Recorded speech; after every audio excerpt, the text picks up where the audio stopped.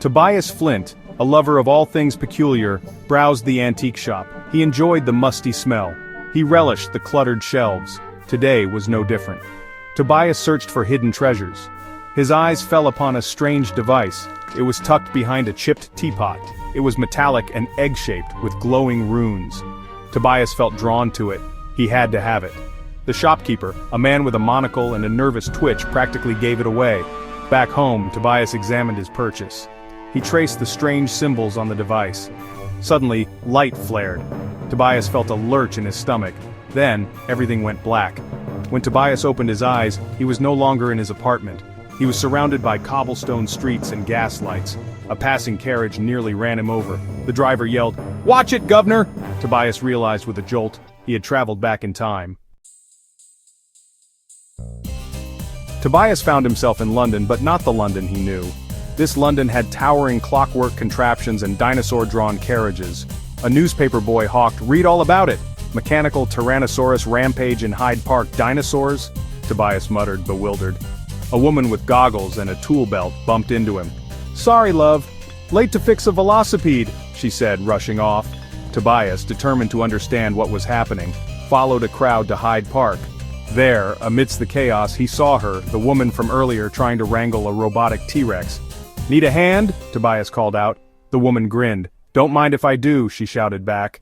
Together, using wit and a surprising amount of luck, they managed to subdue the mechanical beast.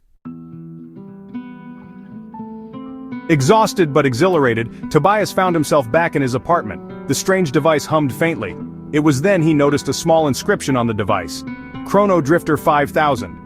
"Chrono-Drifter," Tobias murmured, "so that's what I am." The device pulsed again, and before Tobias could react, he was whisked away to another time, another dimension. This time, he landed in a bustling marketplace unlike any he had ever seen. Floating stalls overflowed with strange wares tended by creatures of all shapes and sizes. A six-eyed merchant offered him glowing mushrooms. A furry blue creature tried to sell him a self-combusting hairpiece. Tobias politely declined.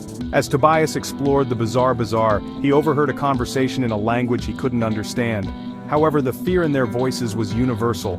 They spoke of a being who stole voices, silencing entire worlds. Section 4. Mastering Time Travel. Tobias spent what felt like weeks in the interdimensional bazaar.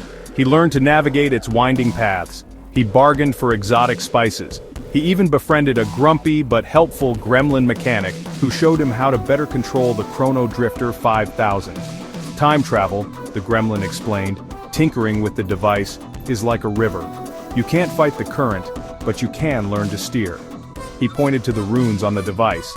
Each one represents a different time, a different dimension.